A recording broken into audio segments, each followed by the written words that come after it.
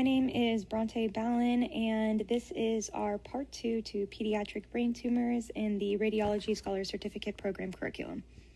The learning objectives for this presentation is to identify common pediatric brain tumors, specifically ependymomas, craniopharyngiomas, and pineal tumors on CT and MRI. Brain tumors are classically divided into adult brain tumors and pediatric brain tumors. We have 2 videos about adult brain tumors if you'd like to learn more about the tumors listed here on the left.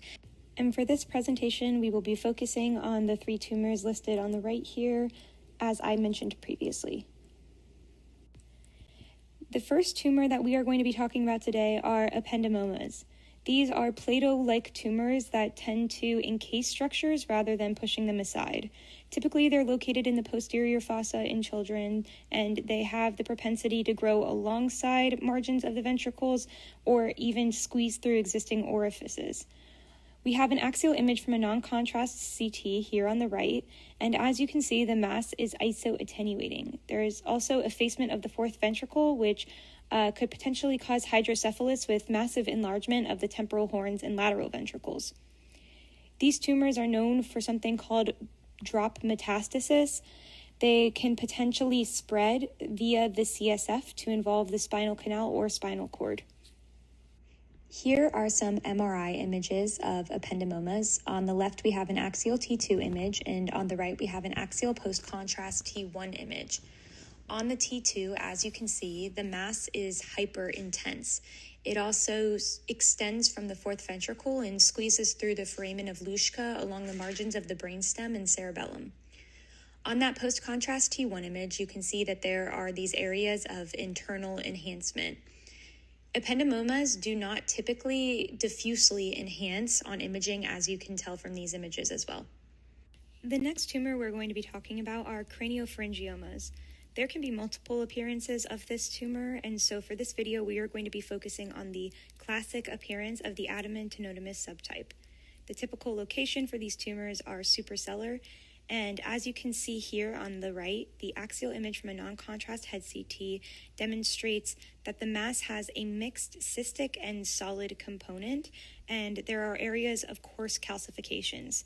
CT does the best job of showing these coarse calcifications, which can aid in creating a differential diagnosis. Here are some MRI images of craniopharyngiomas. On the left, we have a coronal T2 flare image, and on the right, we have a sagittal post-contrast T1 image. On the T2 flare, you can see that there is a variable signal hyperintensity in the cystic components. This is due to the varying protein content within the cystic portion of the tumor. In the solid component of the tumor, there's more iso-intensity, as you can see.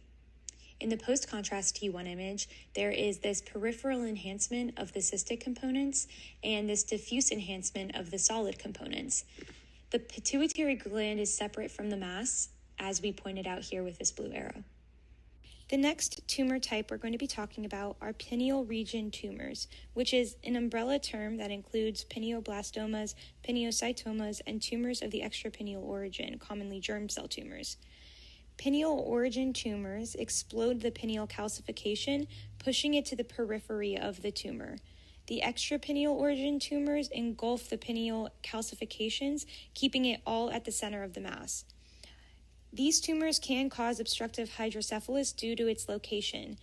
For this tumor type, we only have a post-contrast T1 image, and that will show an avidly enhancing pineal region mass with a downward mass effect on the midbrain tectum. Here are some references that I used while making this presentation. Thank you so much for watching, and for more information on radiology-related content, please check out our YouTube channel.